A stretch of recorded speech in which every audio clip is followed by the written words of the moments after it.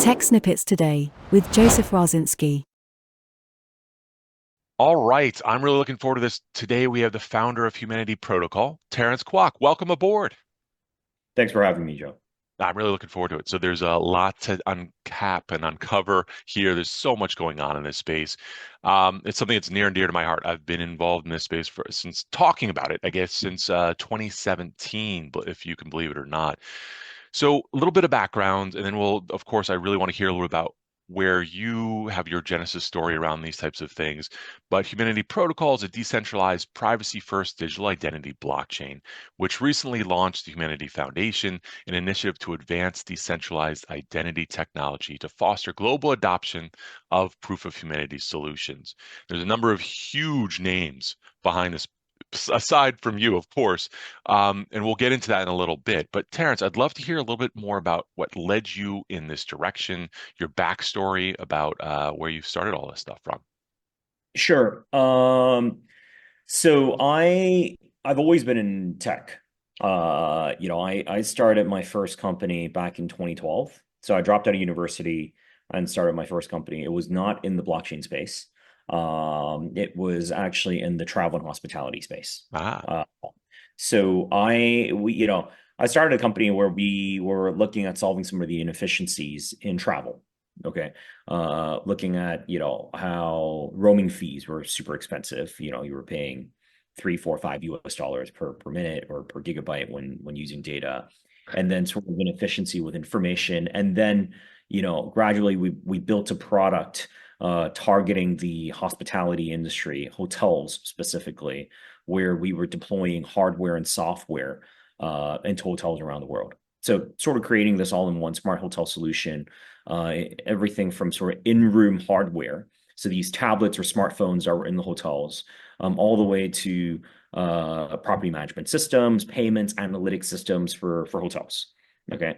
So that business I started back in 2012.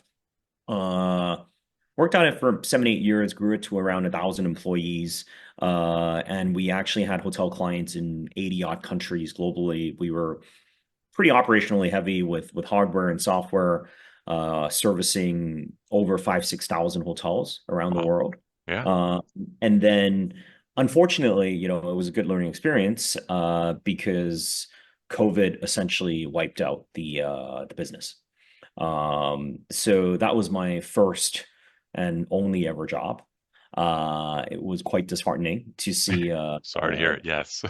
but I think what was interesting was that when we look at sort of the travel space, identity is also one of the most important things and one of the most sort of disjointed experiences, right?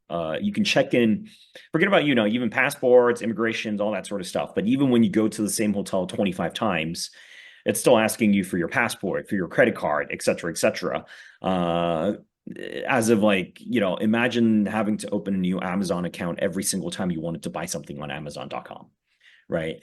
So I think, figuring out a way to create sort of an identity solution that's cohesive became something that was stuck in my mind. And then over the last 2 years, started working on Humanity Protocol. Um, as you put it very appropriately, what we're building is a decentralized identity blockchain. I think decentralized identity or identity in general is something that a lot of people have thought about in the technology space, in the blockchain space over the last couple of years. Probably since the ICO days of 2017, when all sorts of crazy ideas and things were being pitched. And everybody thought, okay, you know what, decentralized identity is probably one of the things that actually makes sense, right? Um, Funny enough, it's taken a long time, and nobody's really been able to deliver on that promise. We hope we can. I think the way we think about this is that ultimately, when you look at all the big technology companies that own all sorts of data about you, they have complete control over that, and they monetize on that data, right? Uh, for a majority of the world, they don't really care. right? I mean, you're just still using your iPhone, your Android device. You're still going on different sort of social media sites, et cetera, et cetera. So I think the whole idea in the past of, hey, you know what, allowing people to own their own data, having self-sovereign identity, was sort of a great idealistic thing for people to yearn for. But for a majority of the world, it wasn't actually all that important. Okay. From our perspective, we think it's important, but that is probably not going to be the catalyst to drive adoption. So over the last 2 years, I think one thing that's really picked up, I think, in the tech space is obviously artificial intelligence, right?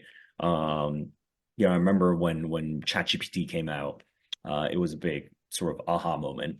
Nobody really cares about how much they've had to spend to train the models, right? But in terms of user experience, being able to chat with the chatbot and it seems to be smarter than yourself is seems pretty insane, right? And then obviously recently with the whole DeepSeek situation where it turns out, hey, you know what, it can actually be done far cheaper. Right.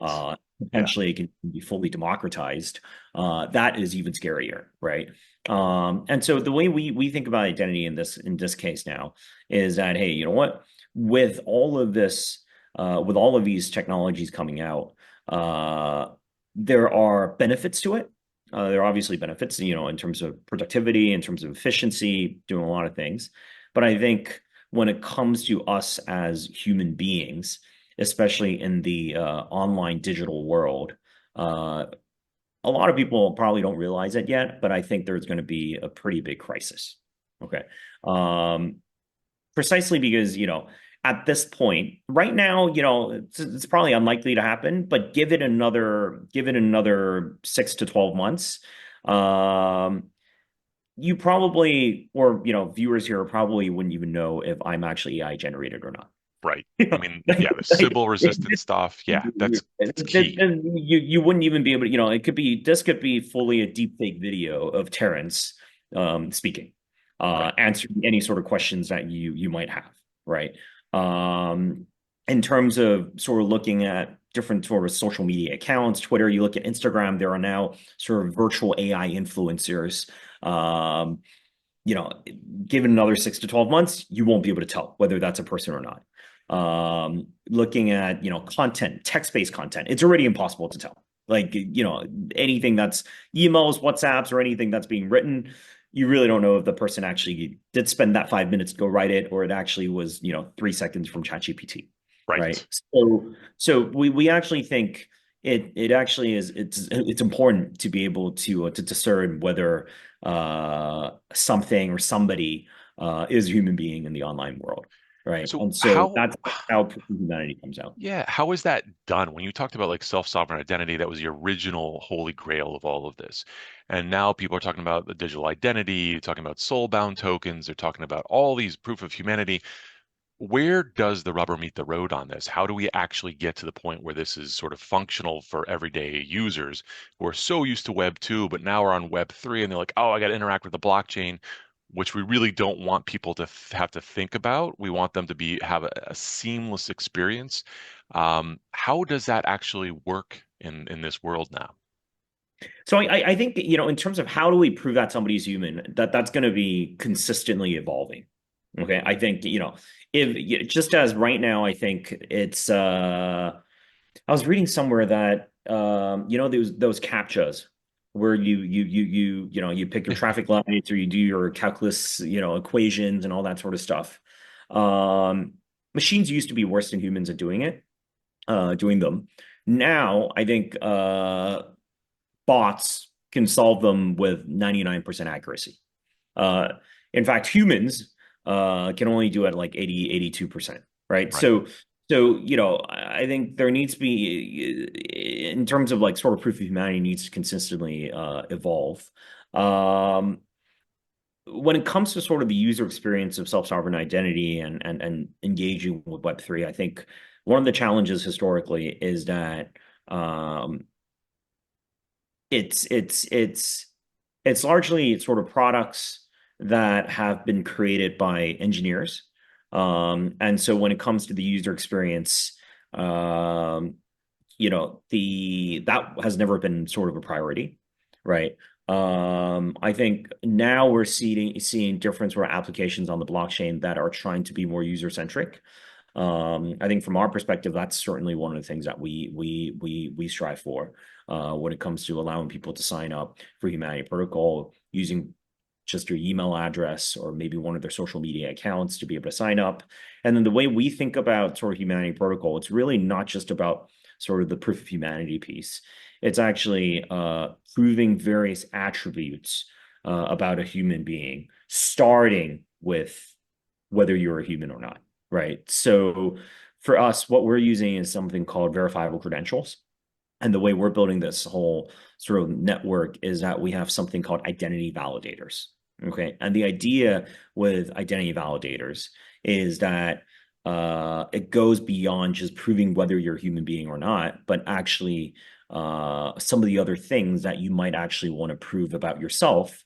But in this sort of digital AI world, it's hard to trust, right? Obviously you have a public profile, I have a public profile, so a lot of things are you can kind of find out or know whether it's true or not. If I'm lying, it's pretty easy to tell. But imagine you're hiring a new assistant, okay, and that new assistant tells you he went to this university. How do you know if it's true? Imagine this assistant tells you, hey, he worked for this previous company.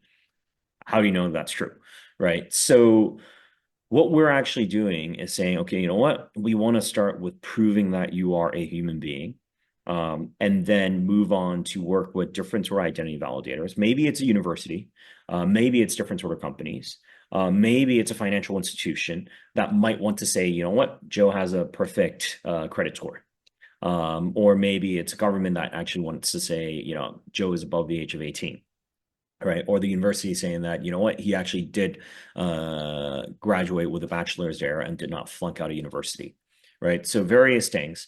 But back to sort of the proof of humanity piece, one thing that we've realized pretty early on is that some of the solutions in the sort of Web3 space has previously looked at using social media profiles or different sort of ways to prove that you are a human being.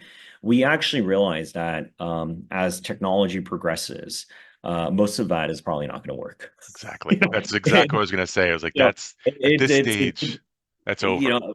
It's not, even look some of those some platforms or whatnot where you want to set up an online account and they want to KYC you, right? And that KYC saying, you know what, upload your passport, upload your proof of address, and do a face scan.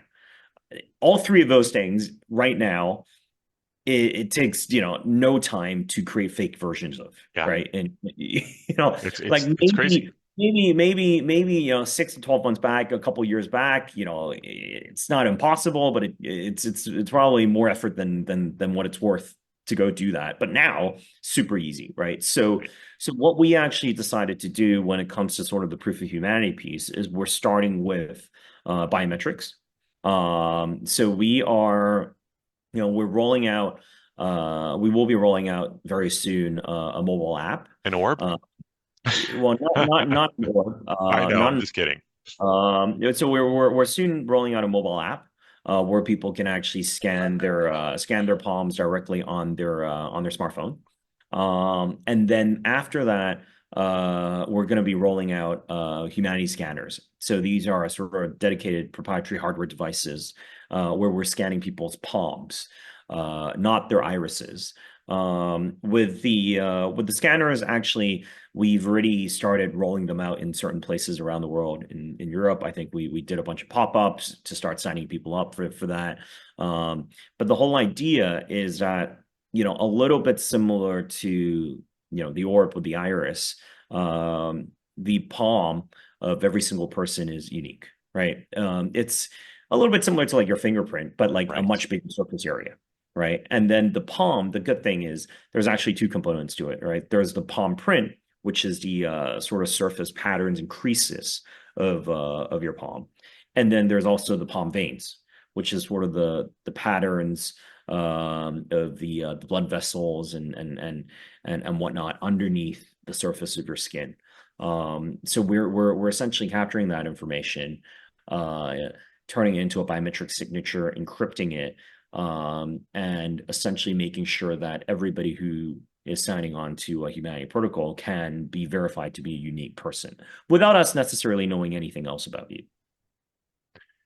I mean, it is fascinating, and I appreciate what you just went through because it was a lot of the iterations that I've seen, heard, or been a part of for a long, long time at this stage. I mean, I remember being at a MIT conference in 2018, and someone got up to talk about this, and they were talking about SSI, right? So self-sovereign identity, and the idea is that they always linked it back to something that was more uh, in touch with, I guess, the reality at that moment in time, which was you have to link it back to a government agency of some sort in whatever jurisdiction you're talking about. So in the United States, they were talking about maybe doing away with the Social Security Administration, but you'd have the Department of Homeland Security that would issue something potentially that said, this is a person. We can verify it. We, as the organization, the government, has or said that this person is legit, and they issue something at that point, and everything goes back to that. So if you want to build out every single part of your own profile, your social media, your health records, your ownership records, deeds to properties, all of that would be tied back to that.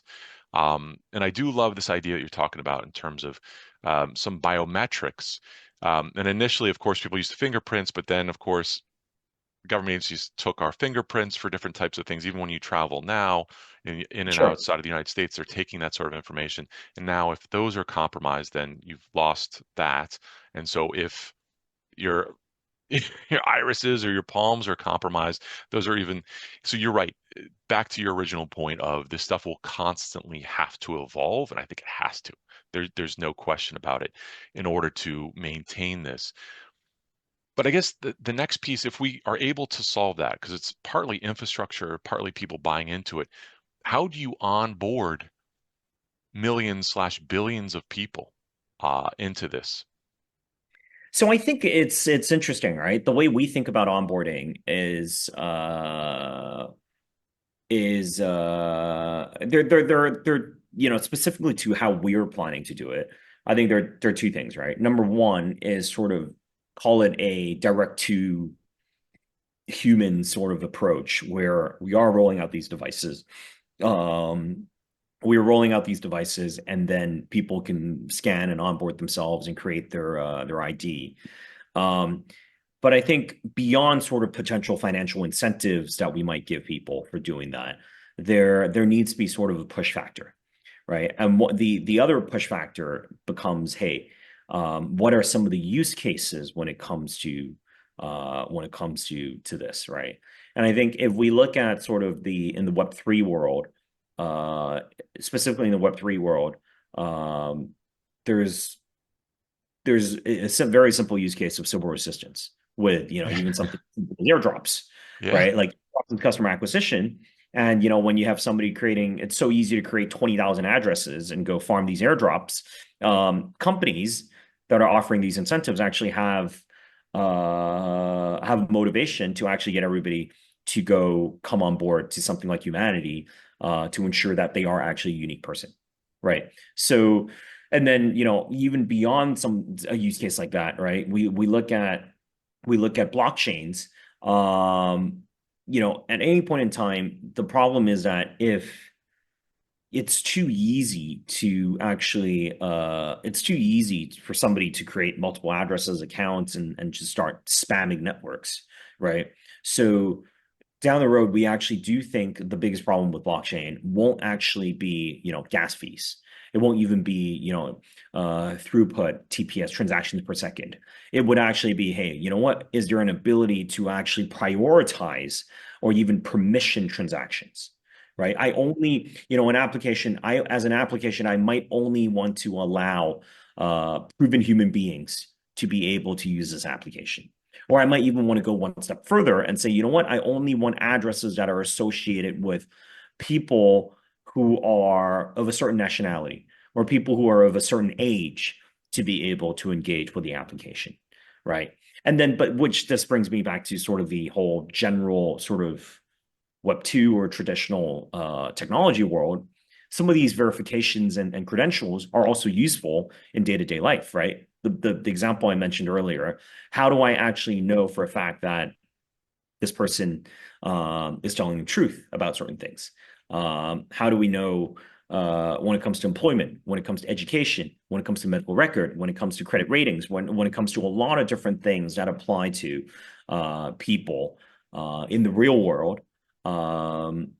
Just AI and various technologies is making it very easy to fake, and so we almost see ourselves as creating technology that promotes truth.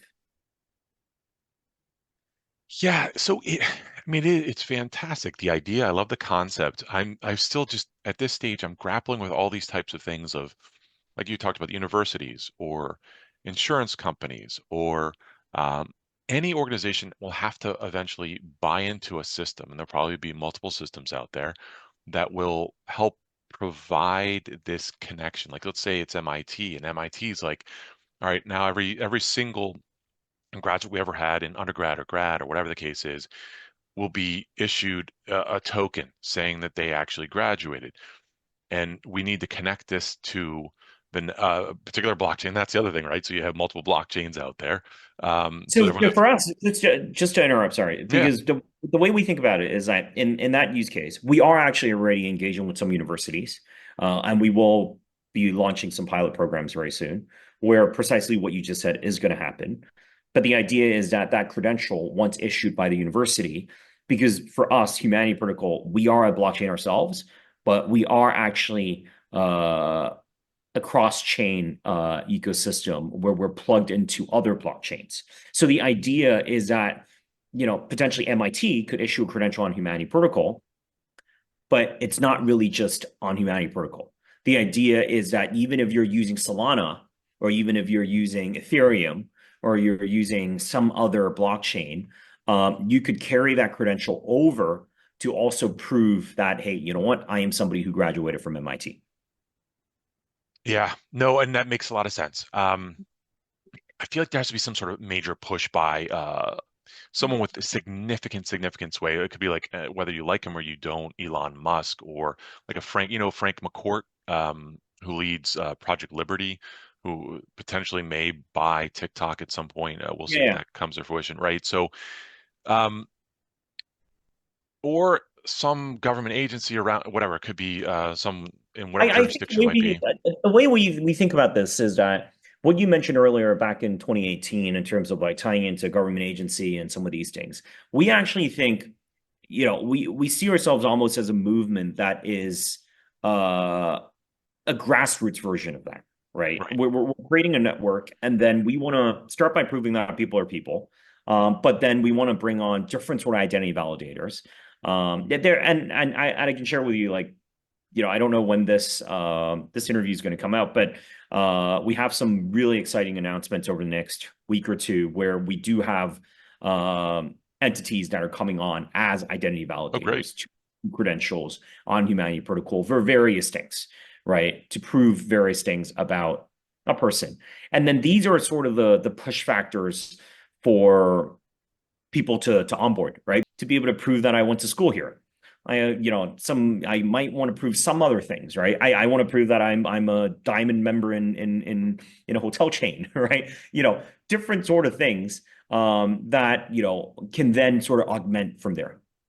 I got you. No, I mean, it makes so much sense. I've connected with a group called Claros, who's working on proof of humanity, as well as a Good Dollar. And so this is where I'm kind of curious. One of the last two questions maybe is, at some point, this is a very important space. Clearly, there's no doubt, especially as you said, in the next 6 months. I mean, as things are moving so quickly, you won't know what's real and what's not. This is so important. What other organizations are starting to look at, and I'm not sure if this is something you're also considering or just focused on this part, is the UBI component of it. So universal basic income. So being able to say, okay, this person actually exists, and because of the things that may happen in the not too distant future, um, that UBI is an important aspect of that. Is that something you guys have started to look at as well, or is that further out maybe? I think it's something that we I think that's going to be a very important use case for Humanity Protocol. Uh, is it we will we be the ones will we necessarily be the ones uh handing out that UBI? Maybe, maybe not.